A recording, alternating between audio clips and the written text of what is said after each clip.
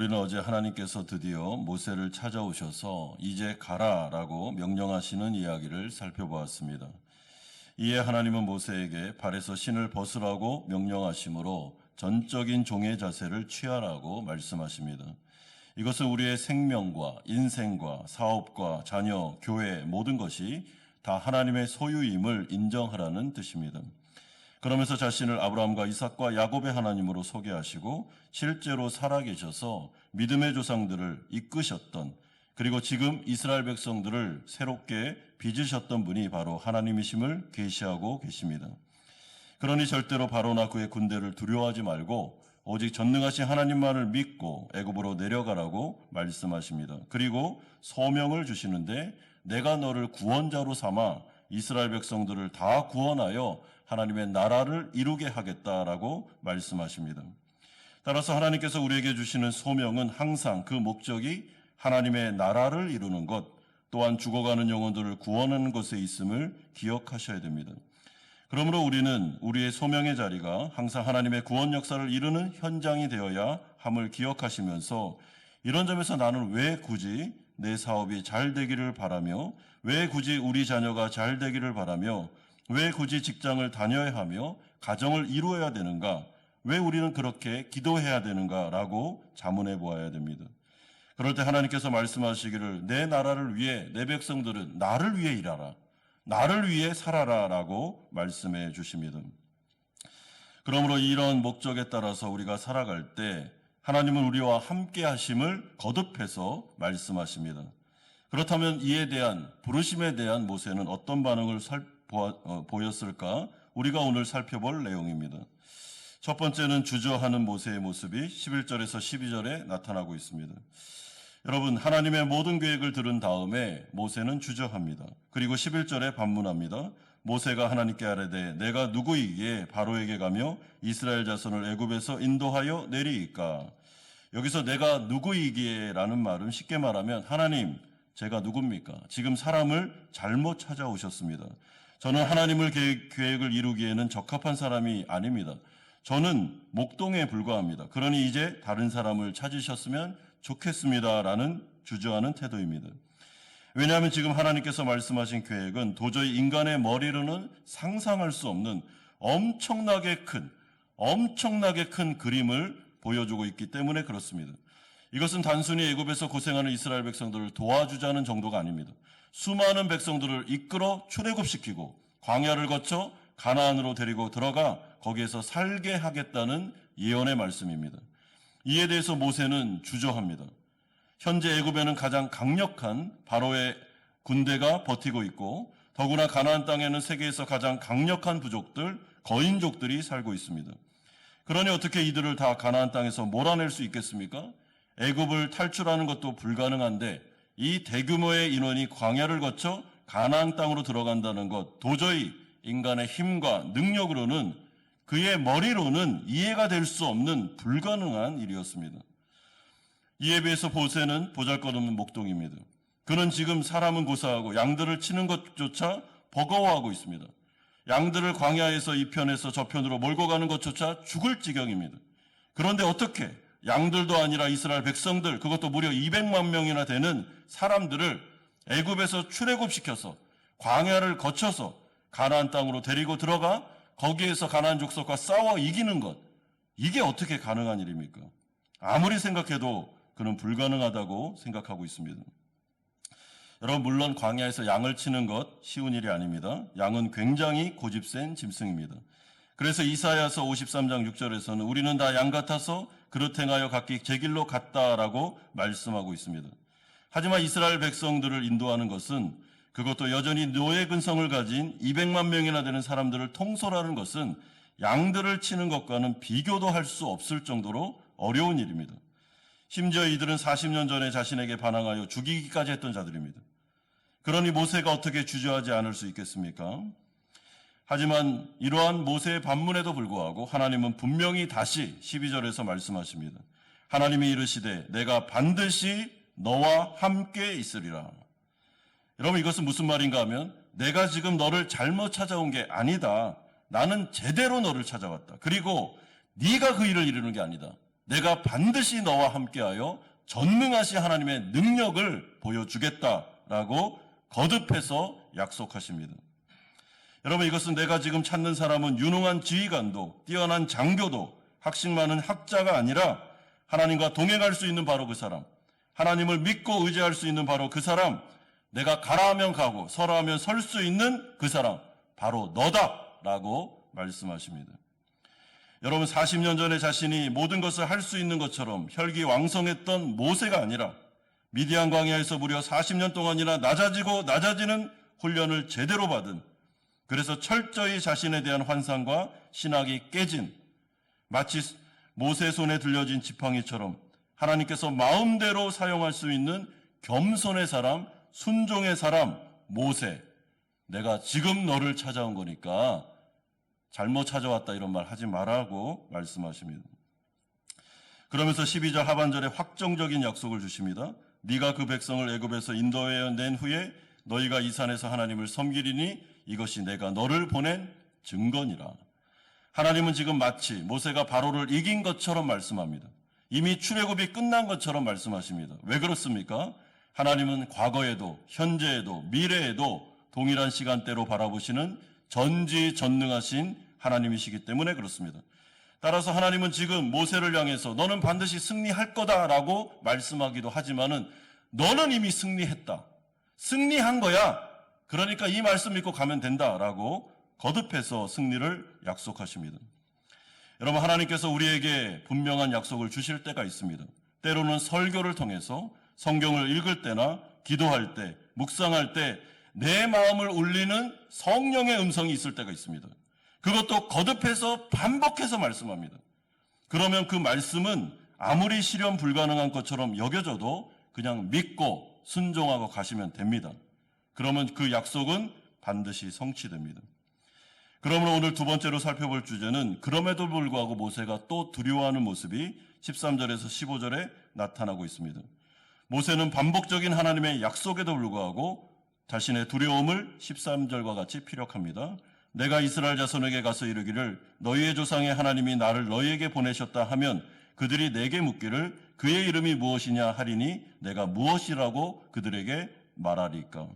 여러분, 이것은 두 가지 뜻이 포함된 질문입니다. 첫 번째는 모세는 지금 이스라엘 백성들이 애굽에서 무려 엄청난 세월 동안 애굽의 다신론적인 문화의 영향을 받았기 때문에 하나님을 잃어버렸을 가능성이 높다라고 생각하고 있습니다. 그래서 지금 이렇게 물어보는 것입니다. 하나님의 이름을 물을 텐데 뭐라고 얘기해야 되겠습니까? 라고 질문합니다. 두 번째는 이것은 이스라엘 백성들이 모세를 믿지 않을 수도 있다는 두려움에서 나온 질문입니다. 과거에 자신을 거부했던 이스라엘 백성들, 그래서 죽이기까지 하려고 했던 그 백성들에 대한 상처와 두려움이 여전히 모세의 마음속에 남아 있었습니다. 이에 대해서 하나님은 또 친절하게 모세에게 설명하십니다. 여러분, 책망하지 않습니다. 야, 이렇게까지 얘기했는데 또 두려워하고 또 주저하냐, 이렇게 말씀하지 않습니다. 아주 친절하게 자신을 소개하십니다. 14절에 나는 스스로 있는 자이라 너는 이스라엘 자손에게 이같이 이르기를 스스로 있는 자가 너를 너희에게 보내셨다 하라. 15절에도 너희 조상의 하나님 여호와 곧 아브라함의 하나님, 이삭의 하나님, 야곱의 하나님께서 나를 너희에게 보내셨다 하라. 이는 나의 영원한 이름이요 대대로 기억할 나의 칭언이라. 여러분, 여기서 중요한 게 스스로 있는 분, 스스로 존재한다는 것이 중요한데 이것은 과거에도 현재에도 미래에도 존재하신 분, 시작과 끝도 없는 분, 영존하시는 하나님이라는 뜻입니다. 여러분, 애굽의 많은 신들은 다 사람들이 이름을 붙여줬습니다. 이들은 인간 의존적인 신입니다. 인간이 없으면 존재할 수 없는 신들이 애굽의 신들입니다. 그러니까 신이 아니죠. 그러나 하나님은 다릅니다. 하나님은 인간과 아무 상관없이 스스로 존재하셨던 분입니다. 이 땅에 아무것도 없었을 때, 저와 여러분들이 이 땅에 있지도 않았을 때 하나님은 계셨습니다. 살아계셨습니다. 그리고 그분은 주권자로서 말씀 한마디로 이 세상을, 천지를 창조하신 분이십니다. 그분은 애굽에 있는 신들과는 구별된 완전히 다른 창조주 되시는 분이심을 말씀하고 있습니다.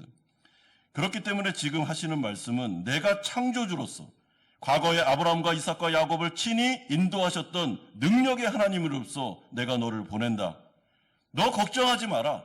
애굽의 바로 두려워하지 마라. 말씀 한마디로 내가 이 모든 걸 창조했다니까. 나에게는 능치 못함이 없단다 라고 하면서 그에게 다시 자신을 또 계시해주고 있습니다. 그런 다음에 하나님은 모세에게 세 번째로 구체적인 지시사항을 전달하십니다. 16절에서 22절까지 나오는데 16절에서 22절까지의 이 구체적인 지시사항은 요약하면 다음과 같습니다. 첫 번째는 하나님은 이스라엘의 장로들을 먼저 만나라고 명령하십니다. 이것은 노예들이라고 해서 조직의 질서를 무시해서는 안 된다는 뜻입니다. 그러므로 교회는 절대로 하나님이 세운 질서를 무시해서는 안 됩니다. 하나님은 교회의 장로를 비롯한 지도자들을 세우시고 이들을 통하여 바로를 대면하기를 원하십니다. 이스라엘 백성들을 질서를 가지고 통치하기를 원하십니다. 그렇기 때문에 교회에는 항상 질서가 있고 그 질서를 무시하지 않고 하나님은 일하신다는 것을 기억하십시오. 그러므로 우리는 교회 안에서나 우리가 하나님의 나라 일을 할 때 절대로 질서를 무시하시면 안 됩니다. 두 번째는 하나님은 바로가 모세와 이스라엘 장로들의 말을 듣지 않을 것과 그럼에도 불구하고 이스라엘은 반드시 애굽과 싸워 승리함으로써 전리품까지 챙겨 출애굽하게 될 것을 미리 알려주십니다. 그러니까 애굽 바로와의 싸움은 결코 만만한 싸움이 아님을 또 알려주고 계십니다. 그러니까 마음을 단단히 먹고 끝까지 하나님만을 의지할 것을 당부하십니다. 하지만 그럼에도 불구하고 하나님은 모세에게 승리를 주실 것임을 거듭 약속하십니다. 두려워하지 마라. 하나님만을 믿고 바로에게 가라. 세상으로 나아가라 말씀하십니다. 왜요? 하나님은 이미 승리하셨음을 알고 있기에 이렇게 말씀하십니다. 따라서 예수님도 요한복음 16장 33절에서 자신의 제자들과 성도들에게 약속하신 바 있습니다. 이것을 너희에게 이루는 것은 너희로 내 안에서 평안을 누리게 하려 함이라. 세상에서는 너희가 환난을 당하라. 담대하라. 내가 세상을 이기었노라 말씀하십니다. 여러분, 예수 그리스도는 십자가를 통하여 세상을 이기셨습니다. 부활 승리하신 그분은 죽음을 정복하셨습니다. 그러므로 하나님 나라 백성들은 죽음을 두려워할 필요가 없습니다. 여러분, 우리는 죽지 않으려고 사는 게 아닙니다. 우리는 이미 죽음을 정복한 자들입니다. 우리는 이 땅 가운데 하나님의 역사를 이루려고 사는 자들입니다. 하나님은 승리하셨습니다. 예수 그리스도는 승리하셨습니다. 그리고 그 승리가 우리에게 전달되었습니다.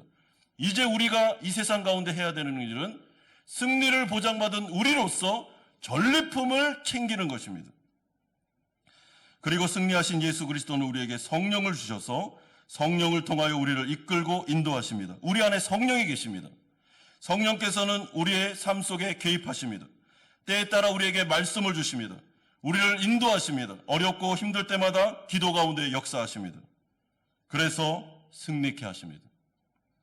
여러분, 세상으로 나아가라 라는 말씀은 가서 승리가 보장되지도 않았는데 너희 힘으로 한번 싸워봐라 라는 뜻이 아닙니다. 내가 앞서가서 싸웠고 이미 승리했고 너희들은 가서 전리품만 챙기면 된다라고 거듭해서 말씀하십니다. 여러분, 우리의 삶의 현장은 쉬운 곳은 아닙니다. 이 세상은 죄와 악으로 물들어 있습니다. 이 세상에 있는 모든 사람들은 하나님을 인정하지 않습니다. 눈에 보이는 것 하나님이 아닙니다. 눈에 보이는 것 다 사람, 눈에 보이는 것 다 물질, 이 물질과 사람이 이 세상을 지배하는 것처럼 보이고 있습니다. 거기에서 하나님은 성도들을 향해서 눈에 보이지 않는 하나님을 믿고 눈에 안 보이는 세계를 바라보면서 물질의 세계 가운데 사람들이 살아가고 있는 이 세상 속에서 믿음으로 살아봐라. 예수 그리스도의 말씀을 믿고 한번 가봐라. 그리고 거기에서 하나님이 어떻게 역사하시는지를 너희들은 보면 좋겠다라고 말씀하십니다. 그럴 때 우리는 나의 예상을 뛰어넘는 엄청난 하나님의 영광을 체험하게 됩니다. 하나님께서 부르셨습니다. 요 정도 해주시겠지 하고 나아갔습니다. 그런데 상상을 초월하는 역사를 경험할 때가 있습니다. 어떻게 나를 통해서 이런 일이 일어날까? 입이 떡 벌어지는 일들이 나타납니다. 여러분, 모세가 나중에 하나님의 말씀을 듣고 애굽으로 갑니다. 그리고 그도 상상을 했겠죠. 그래, 이 정도로 하나님이 역사할 거야 상상을 했을 겁니다. 근데 모세가 매 순간마다 바라봤던 기적의 현상은 그의 상상을 초월했습니다. 엄청난 일들이 계속 반복적으로 나타나고 홍해가 갈라지지를 않나? 광야 가운데 메추리와 만나가 내리고 반석을 치니까 물이 쏟아지는데 200만 명이 다 먹고도 남을 물이 쏟아질 정도로 그는 계속 기적의 역사를 체험하게 됩니다. 왜 그랬을까요? 하나님이 그를 찾아오셨고 약속을 주셨고 가라 명령하셨으며 그 부르심에 순종한 모세를 통하여 하나님이 자신의 역사를 이루셨기 때문에 그렇습니다. 사랑하는 성도 여러분, 하나님께서는 이 신년 특별 새벽 기도를 통해서 우리에게 말씀하십니다. 이제 가라. 아무리 세상이 힘들고 어렵게 느껴져도, 아무리 불길한 소문들이 내게 자꾸 들려와도 2023년도라는 미래를 향해서 가라. 그리고 거기에서 내가 동행해 줄 거니까 걱정하지 말고 나와 한번 가보자. 어떤 일이 벌어지는지를 한번 같이 지켜보자 라고 말씀하십니다. 주저할 수 있습니다. 두려워할 수 있습니다. 당연히 우리는 주저합니다. 내가 누구이기에 나를 보내십니까? 내가 나를 아는데, 내가 이렇게 연약하고 무능하고 아무것도 할 수 없는 나임을 아는데 어떻게 나를 부르십니까? 라고 말씀할 수 있는데 정상적인 반응입니다. 그러나 여러분, 내 자신만을 바라보지 마십시오. 하나님을 바라보십시오. 그분은 영존하시는 전능하신 창조주시며 없는 것을 있는 것으로 부르시는 승리하신 왕이심을 기억하고 그분을 바라보며 삶의 소명의 자리로 나아가서 2023년도에는 내가 잘해서 이만큼 얻었습니다라고 하는 게 아니라 오직 하나님의 은혜와 능력으로 이런 전리품을 얻었습니다 라는 고백이 우리 모든 성도님들에게서 나오시기를 주 예수 그리스도의 이름으로 축원드립니다.